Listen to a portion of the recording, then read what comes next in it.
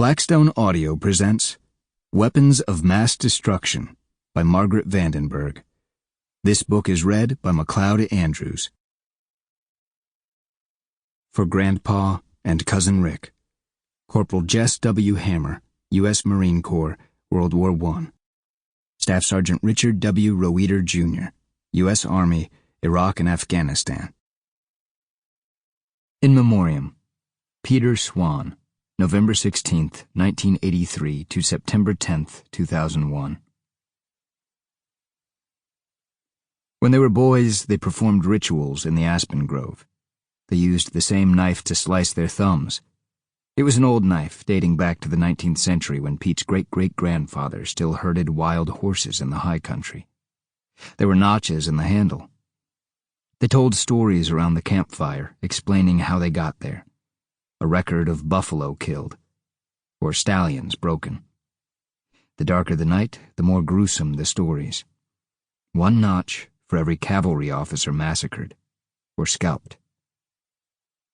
Pete let a few drops of blood spill on the ground. He did it with such conviction, Sinclair did the same. Dry leaves drank the offering. They pressed the wounds together, working their thumbs to make sure the blood mingled enough to last a lifetime. No one needed to tell them what to do. The only way for men to bond was to shed blood together, either their own or the blood of another. They did it to relieve the agony of separation they felt, because they were so close.